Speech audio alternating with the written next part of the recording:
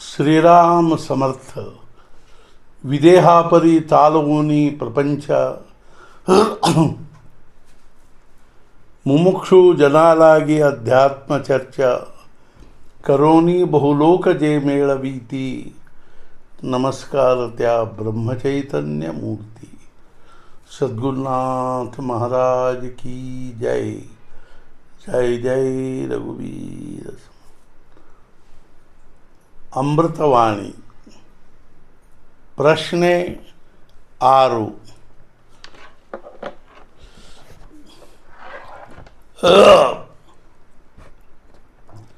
ನಮ್ಮ ಸಮಾಧಾನವು ಹೇಗೆ ಸ್ಥಿರವಾಗಿ ಉಳಿಯುತ್ತದೆ? ಉತ್ತರ: ಪ್ರತಿಯೊಬ್ಬರಿಗೆ ಅವಶ್ಯವಿದ್ದಷ್ಟು ಭಗವಂತನು ಕೊಟ್ಟೇ ಕೊಡುತ್ತಾನೆ. ಭಗವಂತನು ದಾತ ಇರುತ್ತಾನೆ. ಅವನು ನನ್ನ ಹಿಂದೆ ಇರುತ್ತಾನೆ. ಅವನು ನನ್ನ ಸುಖಕ್ಕೆ ಆಧಾರವಾಗಿರುತ್ತಾನೆ. ಅವನು ನನ್ನ ಕಲ್ಯಾಣ ಮಾಡುವವನಿರುತ್ತಾನೆ ಎಂಬ ಅರಿವನ್ನಿಟ್ಟುಕೊಂಡರೆ ಪ್ರಾಪ್ತವಾದದ್ದೆಲ್ಲವೂ ಭಗವಂತನ ಇಚ್ಛೆಯಿಂದಲೇ ಪ್ರಾಪ್ತವಾಗಿರುತ್ತದೆ ಎಂಬ ಭಾವನೆ ಉಂಟಾಗಿ ಇದ್ದ ಪರಿಸ್ಥಿತಿಯಲ್ಲಿ ಸಮಾಧಾನವೆನಿಸುತ್ತದೆ. ಯಾರ ಸಮಾಧಾನವು ಭಗವಂತನನ್ನು ಅವಲಂಬಿಸಿರುತ್ತದೆಯೋ ಅವರ ಆ ಸಮಾಧಾನವು ಯಾವುದೇ ಪರಿಸ್ಥಿತಿಯಲ್ಲಿಯೂ ಉಳಿಯುತ್ತದೆ. ನಾಮಸ್ಮರಣೆ ಮಾಡಿದರೆ ನಮಗೆ ಶಾಶ್ವತವಾದ ಆನಂದ ಹಾಗೂ ಸಮಾಧಾನಗಳು ಪ್ರಾಪ್ತವಾಗದೇ ಇರಲಾರವು.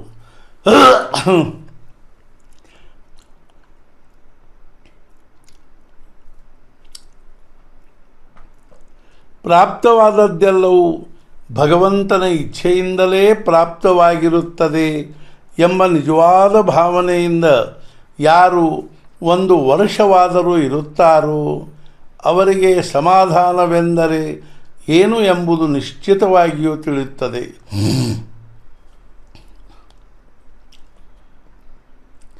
ಮುದುಕರಾದವರು ಭಗವದ್ ಭಜನೆಯಲ್ಲಿ ತಮ್ಮ ಸಮಯ ಕಳೆಯಬೇಕು. ತರುಣರು ಭಗವತ್ ಸ್ಮರಣೆಯಲ್ಲಿ ತಮಗೆ ಪ್ರಾಪ್ತವಾದ ಕರ್ತವ್ಯವನ್ನು ತಪ್ಪಬಾರದು. ಇದೇ ಸಮಾಧಾನದ ಮಾರ್ಗವಾಗಿರುತ್ತದೆ. ಸ್ವಲ್ಪದರಲ್ಲಿ ಹೇಳಬೇಕೆಂದರೆ ಮುಖದಲ್ಲಿ ನಾಮ, ಕೈಯಲ್ಲಿ ಕರ್ಮ ಉಳ್ಳವರಿಗೆ ಪ್ರಾಪ್ತವಾಗುವುದು ಆರಾಮ. ಇದೇ ಸಮಾಧಾನದ ಮಾರ್ಗವಾಗಿರುತ್ತದೆ.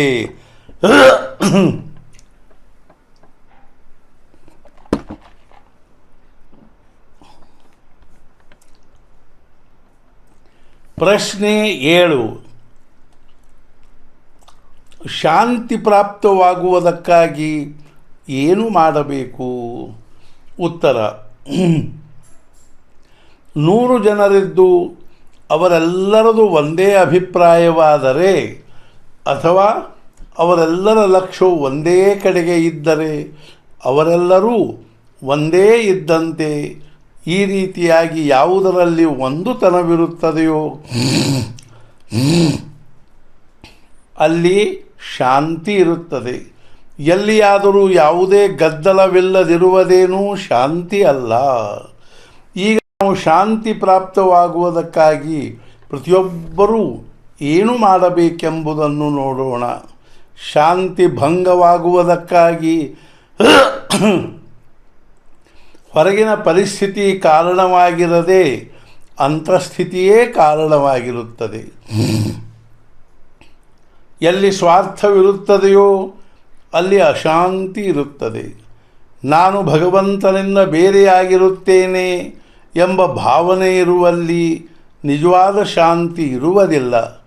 ನಮ್ಮ ಜೀವನದಲ್ಲಿ ಸಂಭವಿಸುವ ಹಿಂದಿನ ಹಾಗೂ ಮುಂದಿನ ಘಟನೆಗಳು ಈಶ್ವರಾಧೀನವಾಗಿರುತ್ತವೆ ಎಂಬ ದೃಢವಾದ ಭಾವನೆ ಉಂಟಾದರೆ ಶಾಂತಿಯು ಭಂಗವಾಗುವುದಿಲ್ಲ.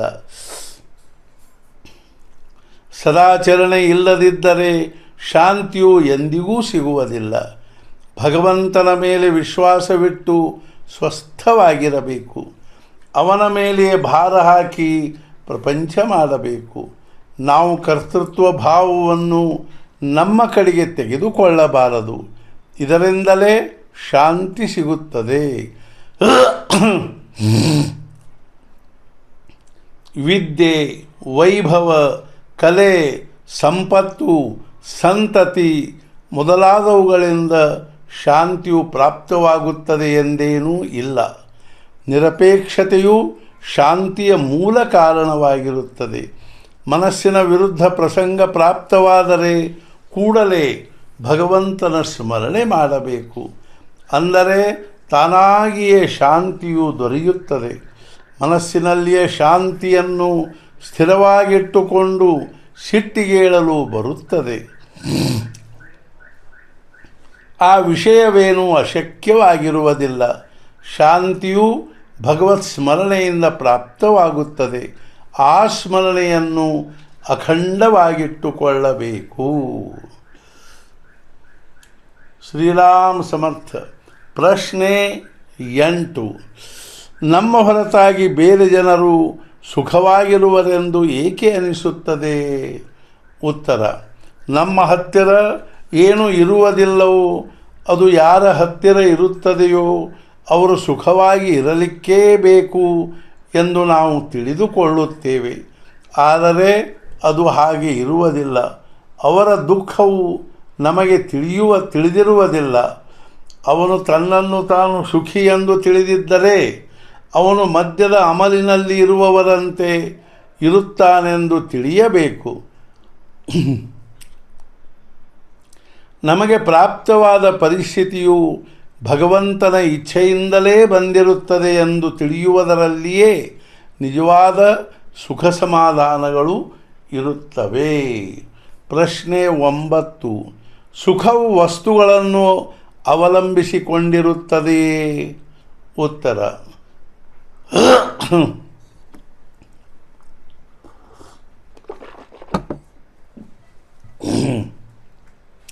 ಸುಖ ಪಡೆಯುವ ನಮ್ಮ ಕಲ್ಪನೆಗಳೆಲ್ಲ ವ್ಯರ್ಥವಾಗಿರುತ್ತವೆ.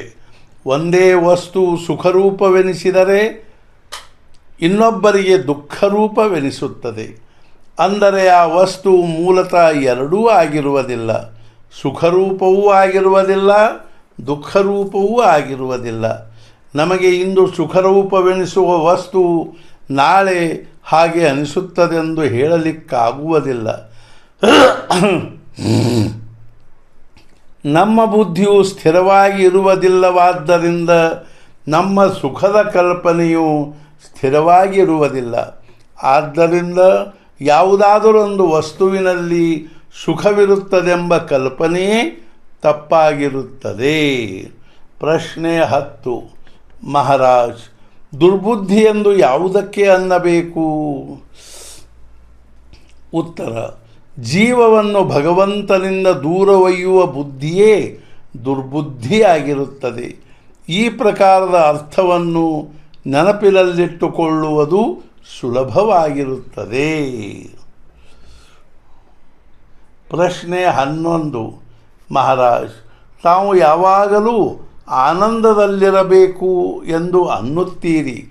ಈ ರೀತಿಯಾಗಿ ನಿಶ್ಚಯಿಸಿ ಮನುಷ್ಯರಿಗೆ ಆನಂದದಲ್ಲಿರಲು ಬರುತ್ತದೆಯೇ?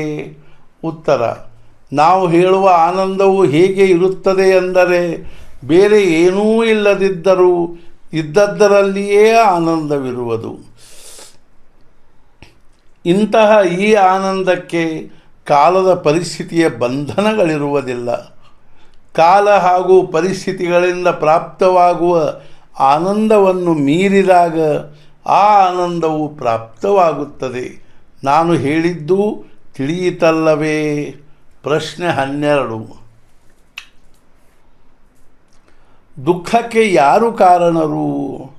ಉತ್ತರ: ನಮ್ಮ ಶರೀರ, ಮನಸ್ಸು ಹಾಗೂ ಹೃದಯಸ್ಥ ಭಗವಂತನೂ ಸೇರಿ ನಾವು ಆಗುತ್ತೇವೆ. ಭಗವಂತನೂ ಆನಂದಮಯನಾಗಿರುವುದರಿಂದ ಅವನು ದುಃಖವನ್ನು ನಿರ್ಮಾಣ ಮಾಡಲಾರನು. ದೇಹದ ಸ್ವಭಾವವು ಸವೆಯುವುದು, ಕ್ಷೀಣವಾಗುವುದು, ಅಸಮರ್ಥವಾಗುತ್ತಾ ಹೋಗುವುದು ಆಗಿರುವುದರಿಂದ ಅದು ತನ್ನ ಮಾರ್ಗದಲ್ಲಿ ಹೋಗುತ್ತಿರುತ್ತದೆ. ಆದ್ದರಿಂದ ಅದೂ ಕೂಡ ದುಃಖ ನಿರ್ಮಾಣ ಮಾಡಲಾರದು. ಅದು ಜಡವೇ ಆಗಿರುವುದರಿಂದ ಸುಖವನ್ನು ಕೊಡುವುದಿಲ್ಲ ಹಾಗೂ ದುಃಖವನ್ನು ನಿರ್ಮಾಣ ಮಾಡುವುದಿಲ್ಲ. ಇನ್ನು ಉಳಿದದ್ದೆಂದರೆ ಮನಸ್ಸು. ಎಲ್ಲಿಯಾದರೂ ಅಂಟಿಕೊಳ್ಳುವುದು ಮನಸ್ಸಿನ ಸ್ವಭಾವ ಧರ್ಮವಾದ್ದರಿಂದ ಅದು ಯಾವುದಕ್ಕೆ ಅಂಟಿಕೊಳ್ಳುತ್ತದೆಯೋ ಅದರ ಗುಣಧರ್ಮಗಳನ್ನು ಹೊಂದುತ್ತದೆ. ಭಕ್ತನ ಮನಸ್ಸು ಭಗವಂತನನ್ನು ಅಂಟಿಕೊಂಡಿರುತ್ತದೆ. ಆದ್ದರಿಂದ ಅವನ ಮನಸ್ಸಿನಲ್ಲಿ ದುಃಖ ನಿರ್ಮಾಣವಾಗಲು ಶಕ್ಯವಿಲ್ಲ. ಯಾರ ಮನಸ್ಸು ದೇಹಕ್ಕೆ ಅಂಟಿಕೊಂಡಿರುತ್ತದೆಯೋ ಅವರ ಮನಸ್ಸೇ ದುಃಖ ನಿರ್ಮಾಣ ಮಾಡಿಕೊಳ್ಳುತ್ತದೆ. ದುಃಖಗಳು 3 ಪ್ರಕಾರದ್ದಾಗಿರುತ್ತವೆ. 1. ಜನ್ಮಜಾತ ದುಃಖ, ಇದು ಅಷ್ಟೇನೂ ಕಷ್ಟದಾಯಕವಾಗಿರುವುದಿಲ್ಲ. 2. ಪರಿಸ್ಥಿತಿಯ ದುಃಖ, ಪರಿಸ್ಥಿತಿಯ ದುಃಖವು ಪರಿಸ್ಥಿತಿಯಿಂದಲೇ ನಿವಾರಣೆಯಾಗುತ್ತದೆ. 3. ಕಲ್ಪನೆಯ ದುಃಖ, ಕಾಳಜಿ ಚಿಂತೆಯ ದುಃಖವೆಂದರೆ ಕಲ್ಪನೆಯ ದುಃಖ. ಕಾಳಜಿ ಅಥವಾ ಚಿಂತೆಯು ಭಗವಂತನ ವಿಸ್ಮರಣೆಯಲ್ಲಿ ನಿರ್ಮಾಣವಾಗುತ್ತದೆ. ಭಗವಂತನ ಹೊರತಾಗಿ ನನಗೆ ಬೇರೆ ಯಾರೂ ಇರುವುದಿಲ್ಲವೆಂದು ಅನಿಸಿದರೆ ಕಾಳಜಿ ದೂರವಾಗುತ್ತದೆ. ನಾವು ಇನ್ನೊಂದು ವಿಷಯವನ್ನು ಲಕ್ಷ್ಯದಲ್ಲಿ ಇಟ್ಟುಕೊಳ್ಳಬೇಕು. ಅದೇನೆಂದರೆ ನಮಗೆ ಪ್ರಪಂಚ ಬೇಕು, ಆದರೆ ದುಃಖ ಬೇಡವೆಂದು ಅನ್ನುವುದು ಹುಚ್ಚುತನದ್ದಾಗಿರುತ್ತದೆ. ಮಗು ಇದೆಯೆಂದ ಮೇಲೆ ಅದು ಎಂದಾದರೂ ಕಾಯಿಲೆ ಬೀಳತಕ್ಕದ್ದೇ. ಹೆಂಡತಿ ಇರುವಳೆಂದ ಮೇಲೆ ಅವಳು ಎಂದಾದರೂ ಗರ್ಭವತಿಯಾಗತಕ್ಕವಳೇ. ಪ್ರಶ್ನೆ 13. ನಾವು ಇಷ್ಟು ಉತ್ತಮವಾಗಿ ನಡೆಯುತ್ತೇವೆ, ಆದರೂ ನಾವು ದುಃಖಿಯಾಗಿರುತ್ತೇವೆ. ಆದರೆ ಕೆಲವು ಜನರು ಎಷ್ಟು ಕೆಟ್ಟ ವರ್ತನೆ ಮಾಡುತ್ತಾರೆ, ಆದರೂ ಅವರು ಸುಖಿಯಾಗಿರುವಂತೆ ಕಾಣುತ್ತಾರೆ. ಇದು ಹೀಗೇಕೆ? ಪ್ರತಿಯೊಬ್ಬ ಮನುಷ್ಯನಿಗೆ ನಾನು ಯಾರ ನಿಂದೆಯನ್ನೂ ಮಾಡುವುದಿಲ್ಲ, ಧರ್ಮದಿಂದ ನಡೆಯುತ್ತೇನೆ, ಆದರೂ ನಾನು ದುಃಖಿಯಾಗಿರುವೆ. ಕೆಟ್ಟ ಜನರು ಸುಖಿಯಾಗಿರುವುದನ್ನು ನೋಡುತ್ತೇವೆಯಲ್ಲ ಎಂದು ಅನಿಸಬಹುದು. ಎಷ್ಟೇ ಸಾತ್ವಿಕನಾದ ಮನುಷ್ಯನಿದ್ದರೂ ಅವನ ಮನಸ್ಸಿನಲ್ಲಿ ಈ ಭಾವವು ಬರದೇ ಹೋಗುವುದಿಲ್ಲ. ಯಾರಿಗೆ ನಾಮ ಬೇಡವೆನಿಸುತ್ತದೆಯೋ ಅವರು ಸುಖಿಯಾಗಿರುವುದು, ಹಾಗೂ ಯಾರು ನಾಮವನ್ನು ತಮ್ಮ ಕಂಠದಲ್ಲಿ ಧಾರಣೆ ಮಾಡಿರುವರೋ ಅವರು ದುಃಖಿಯಾಗಿರುವುದನ್ನು ನೋಡಿದರೆ ಭಗವಂತನನ್ನು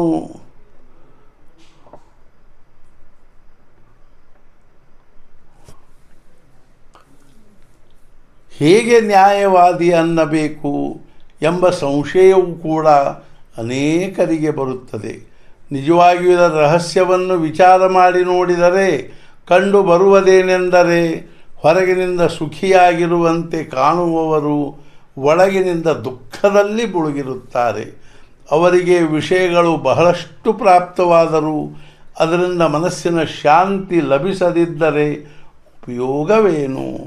ನಾವು ದಾರಿ ನಡೆಯುತ್ತಿರುವಾಗ 2 ದಾರಿಗಳು ಕಂಡು ಬಂದರೆ ಅವುಗಳಲ್ಲಿ ಒಂದು ದಾರಿಯು ಉತ್ತಮವಾಗಿದ್ದು ಅದು ನಾವು ಹೋಗಬೇಕಾದ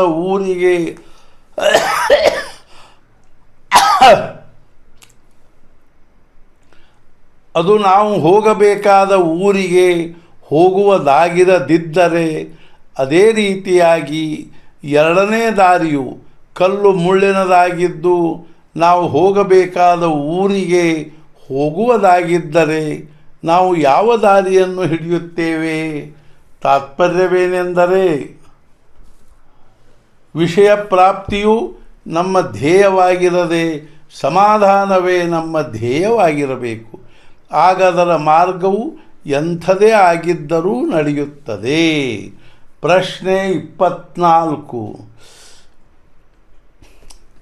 ಸಚ್ಚಿದಾನಂದ ಸ್ವರೂಪಿಯಾದ ಭಗವಂತನು ಸರ್ವ ಸೃಷ್ಟಿಯಲ್ಲಿ ತುಂಬಿಕೊಂಡಿರುವನೆಂದ ಮೇಲೆ ನಮ್ಮ ಜೀವವು ಏಕೆ ದುಃಖಿಯಾಗಿರುತ್ತದೆ? ಸಕ್ಕರೆಯೂ ಸಿಹಿಯಾಗಿರುತ್ತದೆ, ಆದರೆ ಅದು ಯಾರಿಗಾದರೂ ಕಹಿ ಏಕೆ ಅನಿಸಬೇಕು? ತುಳಸಿದಾಸರ ರಾಮಾಯಣದಂಥ ಸದ್ಗ್ರಂಥವು ಕೆಲವರಿಗೆ ಮಾತ್ರ ಏಕೆ ರುಚಿಸುತ್ತದೆ? ಉಳಿದವರಿಗೆ ಏಕೆ ರುಚಿಸುವುದಿಲ್ಲ? ಸಕ್ಕರೆಯು ಯಾರಿಗಾದರೂ ಕಹಿ ಅನಿಸುತ್ತಿದ್ದರೆ ಅದು ಸಕ್ಕರೆಯ ದೋಷವಾಗಿರದೆ ಆ ದೋಷವು ತಿನ್ನುವವನ ಮುಖದಲ್ಲಿ ಇರುತ್ತದೆ. ಪಂಢರಪುರದ ವಿಠ್ಠಲನು ನಮಗೆ ಒರಟು ಕಲ್ಲಿನ ಮೂರ್ತಿ ಅನಿಸುತ್ತಾನೆ, ಆದರೆ ಅವನು ತುಕಾರಾಮ್ ಮಹಾರಾಜರಿಗೆ ಸುಂದರತೆ ಧ್ಯಾನ ಎಂದು ಅನಿಸಿದನು. ಇದಕ್ಕೆ ಕಾರಣವೇನೆಂದರೆ ನಮ್ಮ ಮನಸ್ಸಿನಲ್ಲಿ ತುಕಾರಾಮರಂತಹ ಪ್ರೇಮ ಇರುವುದಿಲ್ಲ. ತುಳಸಿದಾಸ ಮುಂತಾದ ಸಂತರ ಅಹಂಭಾವವು ನಾಶವಾಗಿತ್ತು. ಆದ್ದರಿಂದ ಅವರು ರಾಮಭಾವದಿಂದ ಚಿರಂಜೀವಿಗಳಾಗಿರುತ್ತಾರೆ. ಅವರು ಭಗವಂತನ ನೆರಳಿನಲ್ಲಿ ಇರುತ್ತಾರೆ, ನಾವು ಮಾಯೆಯ ನೆರಳಿನಲ್ಲಿ ಇರುತ್ತೇವೆ. ಮುಖ್ಯವಾಗಿ ದೇಹಾಭಿಮಾನವು ನಮ್ಮನ್ನು ಒಳಗಿನಿಂದ ಕೊರೆದು ಹಾಕಿದೆ. ಮದ್ಯ ಸೇವಿಸುವ ರೂಢಿ ಇರುವವನಿಗೆ ಕೇಶರ ಜಲವು ನೀರಸವೆನಿಸುತ್ತದೆ.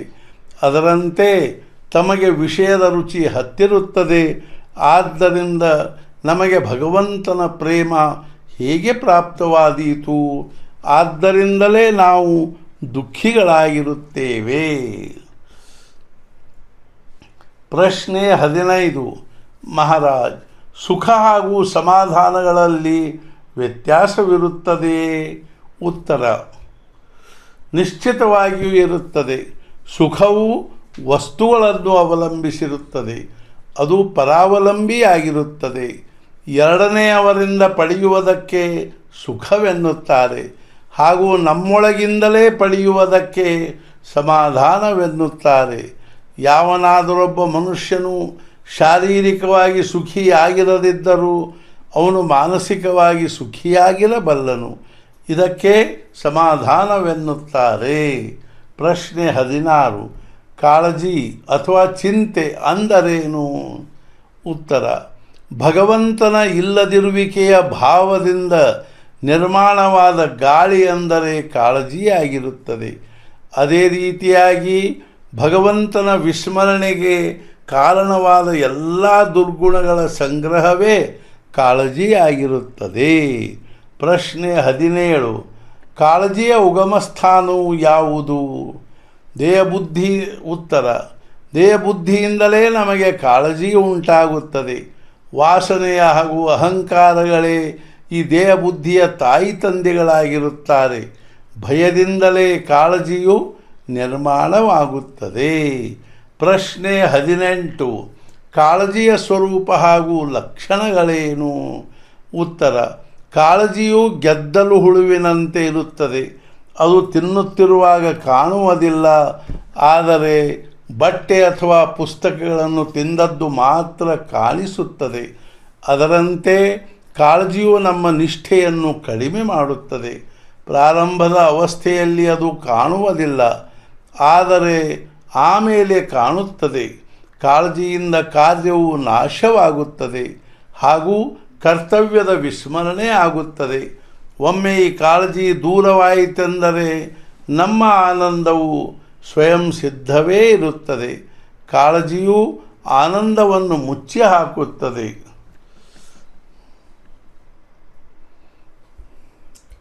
ಅದು ನಮ್ಮನ್ನು ಭಗವಂತನಿಂದ ಎಳೆದು ಕಾಲದ ಸ್ವಾಧೀನಪಡಿಸುತ್ತದೆ. ಹೊಟ್ಟೆಯಲ್ಲಿ ರೋಗ ಉಂಟಾಗಿ ಹೊಟ್ಟೆಯು ಅದರಿಂದಲೇ ತುಂಬಿಕೊಂಡಂತಾದರೆ ರೋಗಿಗೆ ಊಟ ಬೇಕಾಗುವುದಿಲ್ಲ. ಅದರಂತೆ ಬಹಳ ಕಾಳಜಿ ಮಾಡುವವನ ಹೃದಯದಲ್ಲಿ ಆನಂದವು ಪ್ರವೇಶವಾಗುವುದಿಲ್ಲ.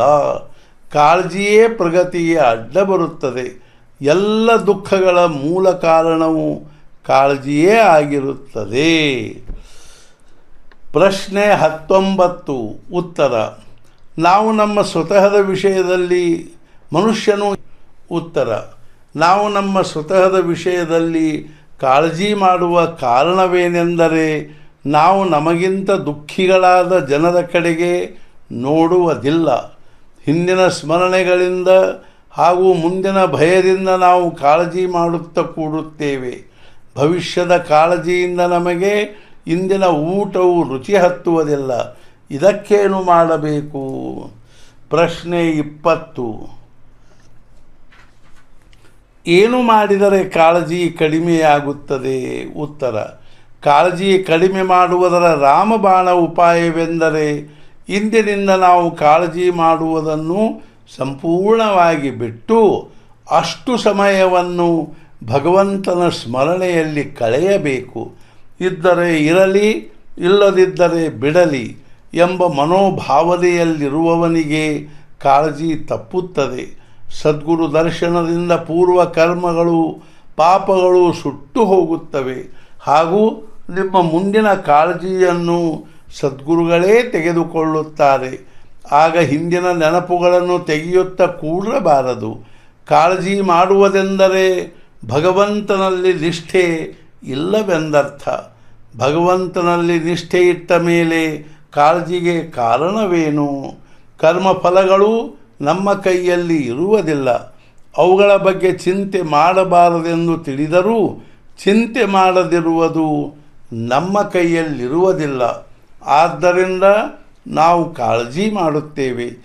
ಈ ಕಾಳಜಿ ಇಲ್ಲದಂತಾಗಬೇಕಾದರೆ ಪ್ರಪಂಚದಲ್ಲಿಯೇ ಎಲ್ಲ ವೈಭವ, ಧನ, ಐಶ್ವರ್ಯ ಮುಂತಾದ ದೊಡ್ಡಸ್ತಿಕೆಯೆಲ್ಲವೂ ನಮ್ಮದಾಗಿರದೆ ಅದು ಶ್ರೀರಾಮನ ಇಚ್ಛೆಯಿಂದಲೇ ಬಂದಿರುತ್ತದೆ ಎಂದು ನಾವು ಅನ್ನಬೇಕು. ಕಾಳಜಿ ಆಗುವುದು ಸ್ವಾಭಾವಿಕವಾಗಿರುತ್ತದೆ ಎಂಬ ಕಲ್ಪನೆಯನ್ನೇ ನಾವು ನಮ್ಮ ಮನಸ್ಸಿನಿಂದ ತೆಗೆದು ಹಾಕಬೇಕು. ನಮಗೆ ಚಿಂತೆ ಏಕೆ ತಪ್ಪುವುದಿಲ್ಲ ಎಂಬ ಪ್ರಶ್ನೆಗೆ ಉತ್ತರವು ಅತ್ಯಂತ ಸುಲಭವಿರುತ್ತದೆ. ಅದು ನಮ್ಮನ್ನು ಹಿಡಿಯುವುದಕ್ಕಿಂತಲೂ ನಾವೇ ಅದನ್ನು ಹಿಡಿದಿಟ್ಟುಕೊಂಡಿರುತ್ತೇವೆ. ಅಂದ ಮೇಲೆ ಅದು ತಪ್ಪುವುದಾದರೂ ಹೇಗೆ? ನಾವು ಅದನ್ನು ಬಿಡಬೇಕೆಂದರೆ ಇಂದೇ ಅದನ್ನು ಬಿಡಬಹುದು, ಇಲ್ಲವಾದರೆ ಎಂದೂ ಬಿಡಲಾಗುವುದಿಲ್ಲ.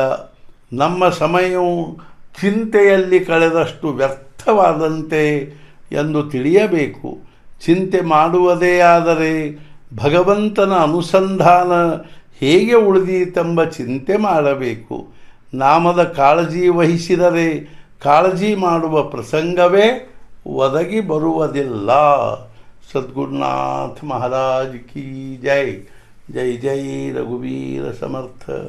ಉಪಾಸನೆಲಾದೃತಾಲವಾವೆ ಭೂದೇವ ಸಂತಾಸಿ ಸದಾಲವಾವೆ ಸತ್ಕರ್ಮಯೋಗೇ ವಯಧಾಲವಾವೆ ಸರ್ವಾಮುಖಿ ಮಂಗಲ ಬೋಲವಾವೆ ಸೀತಾಕಾಂತ ಸ್ಮರಣ ಜೈ ಜಯ ರಾಮ್.